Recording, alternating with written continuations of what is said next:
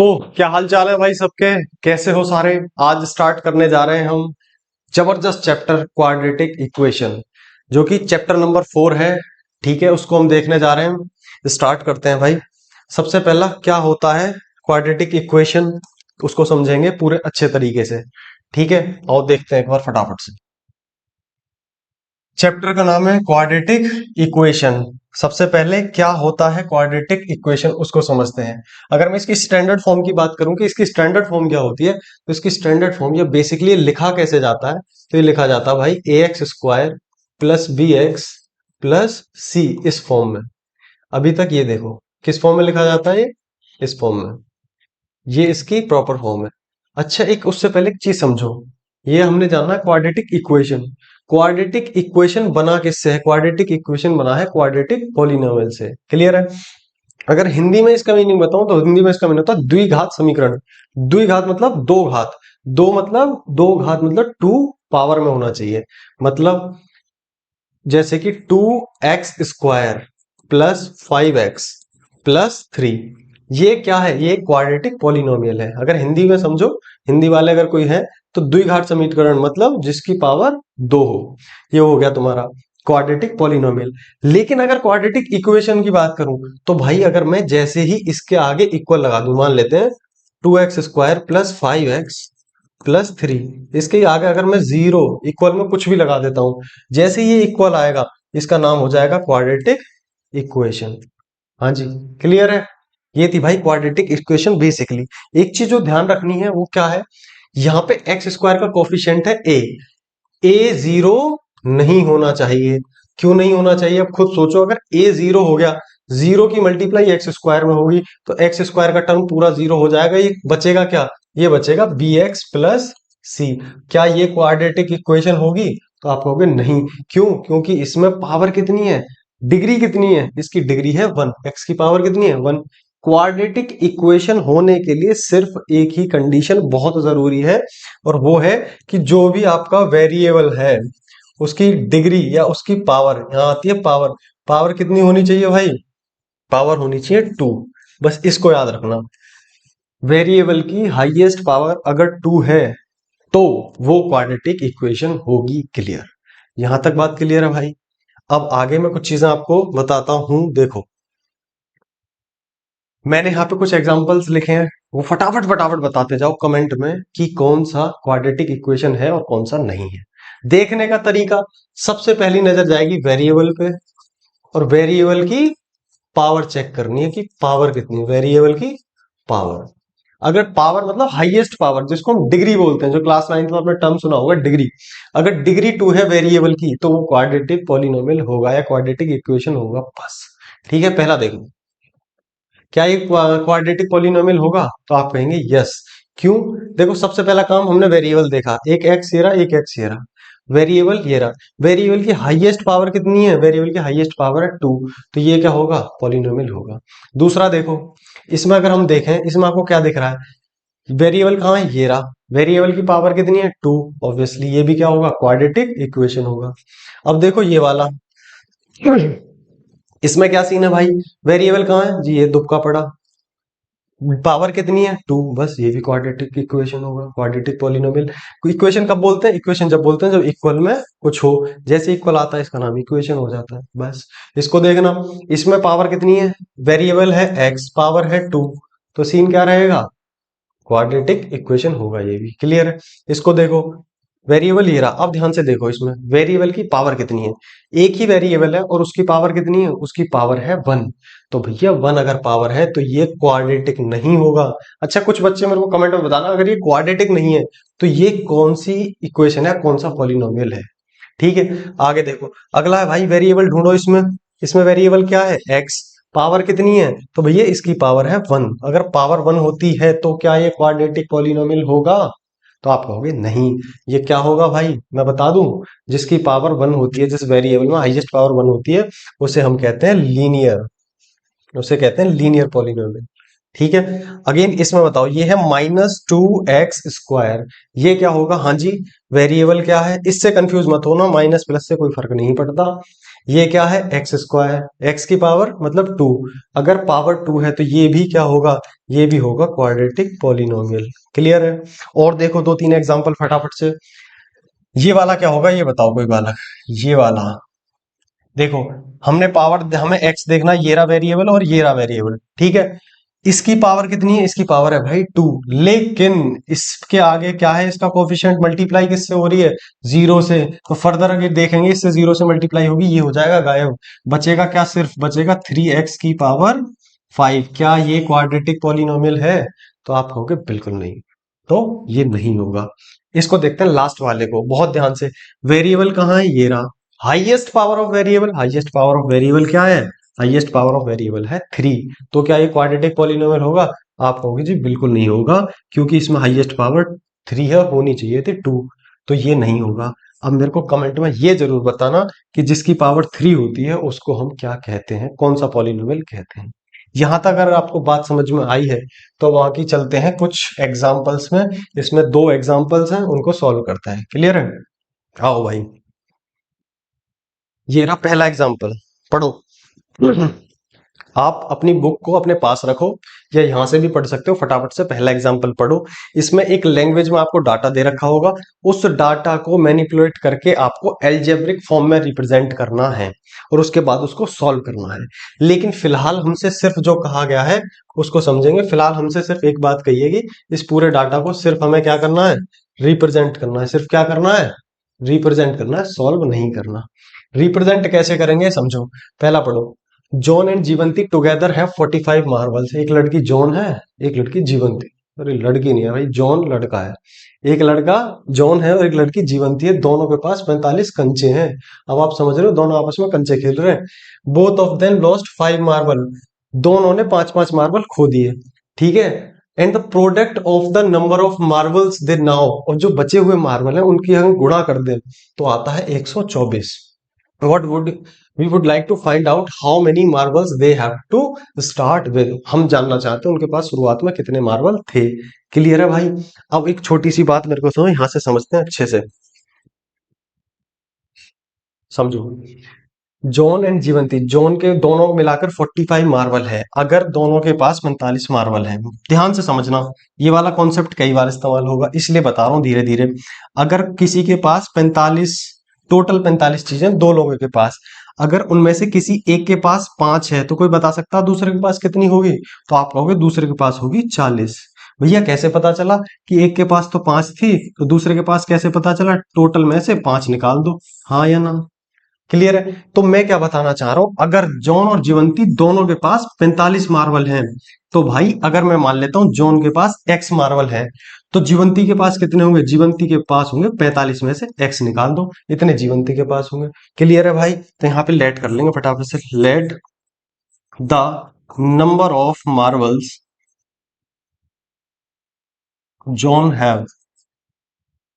क्या भैया इसका मामला, देखो, number of marbles John have, John has आएगा भाई, जॉन हैव ही आएगा भाई, इंग्लिश ज्यादा खतरनाक है मेरी। जॉन हैव कितने होंगे भाई, एक्स, बी एक्स, ठीक है। अगर जॉन के पास एक्स है तो number of marble, number of marbles Jivanti है, जीवंती पे कितने होंगे, तो जीवंती पे होंगे भैया कितने, 45 minus x, 45 minus x. Clear है यहां तक। इसके बाद देखो, अकॉर्डिंग टू क्वेश्चन हमें पूरी इक्वेशन बनानी है, ठीक है।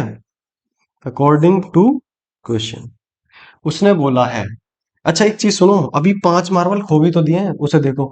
दोनों के दोनों ने 5 मार्बल खो दिए, 5 मार्बल खोने के बाद after losing, after losing 5 marbles each, after losing 5 marbles, 5 marbles, अगर दोनों ने 5-5 मार्बल्स खो दिए तो जॉन हैव, जॉन है, जॉन के पास कितने मार्बल बचेंगे, देखो दोनों ने 5-5 खो दिए, जॉन के पास पहले थे एक्स मार्बल, कितने थे, एक्स।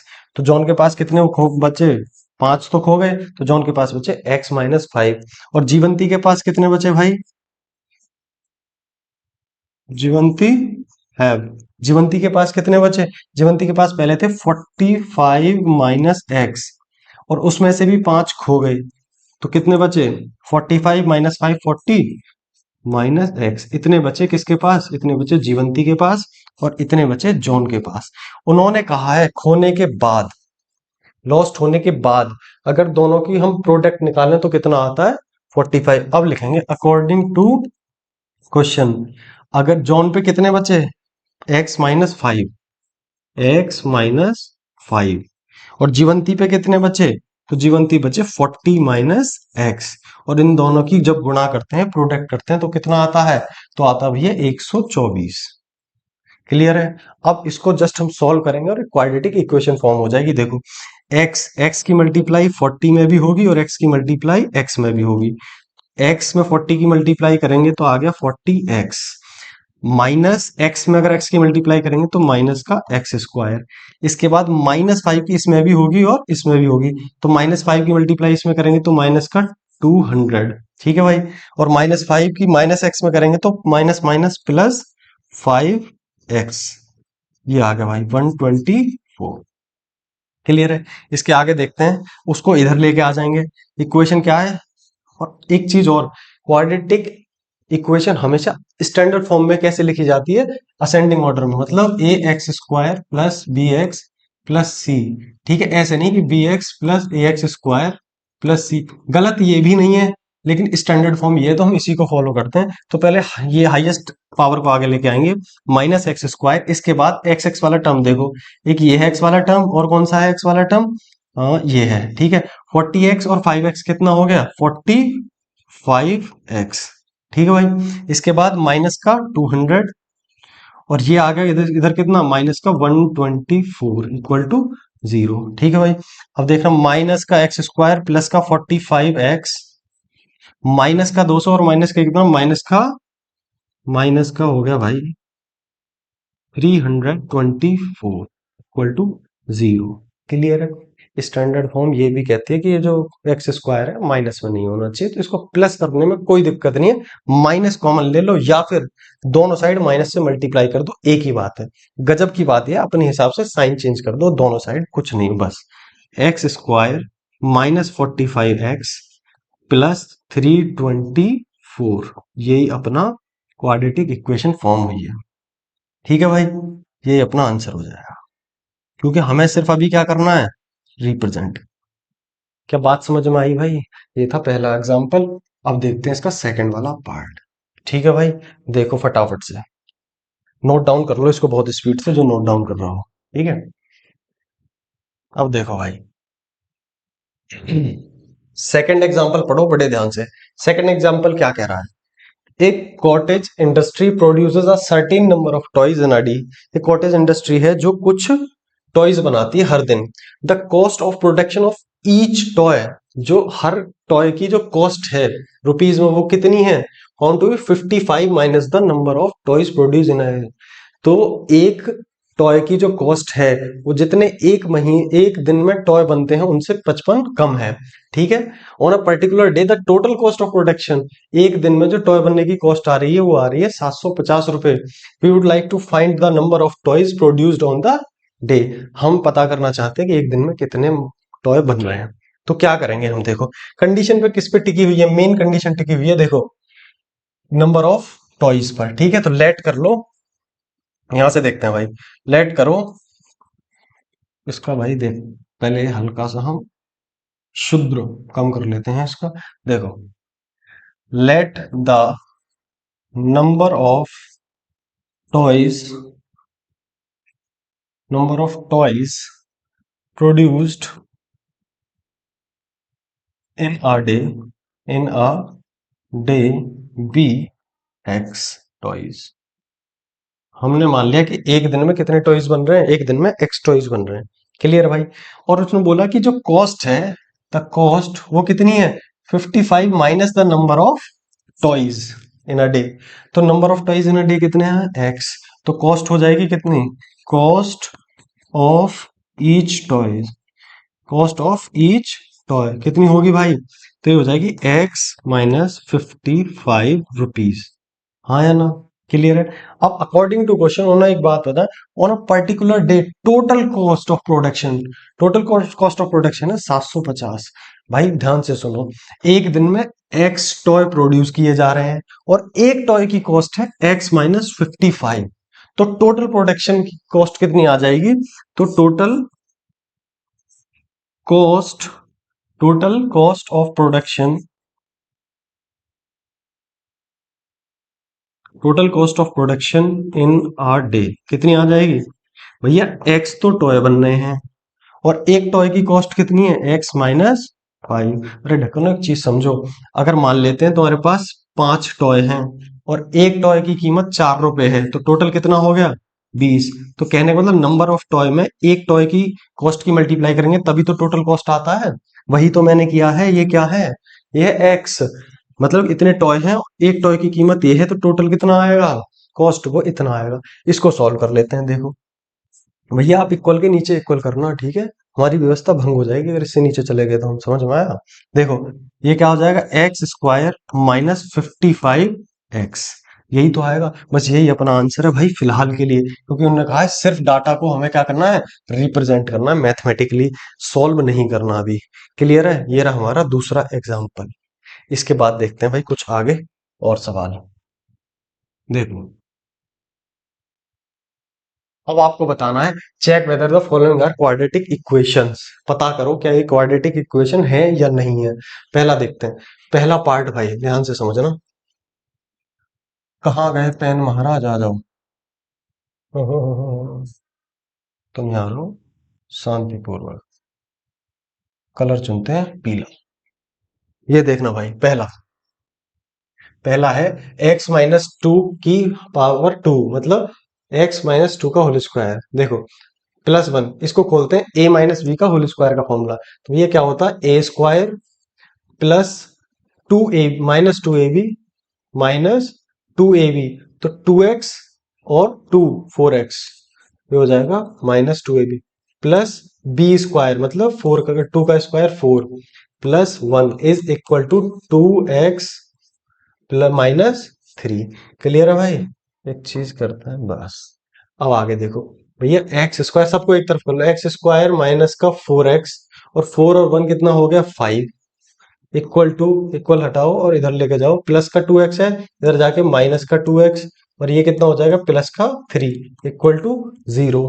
अब भाई एक्स स्क्वायर माइनस एक्स वाला टर्म देखो, ये भी एक्स वाला टर्म है, ये भी एक्स वाला टाइम है, माइनस माइनस प्लस, माइनस का 6x और 5 और 3 8 प्लस 8 इक्वल टू 0। अब आप इसे देख के और घूरो ध्यान से कि ये क्वाड्रेटिक इक्वेशन है या नहीं। तो आप कहोगे इसके वेरिएबल कहाँ भी है? एक ये रहा वेरिएबल और ये रहा वेरिएबल। वेरिएबल हाईएस्ट पावर वाला वेरिएबल कौन सा? ये। और हाईएस्ट पावर कितनी है? 2। अगर हाईएस्ट पावर 2 है तो ये क्या हो जाएगा?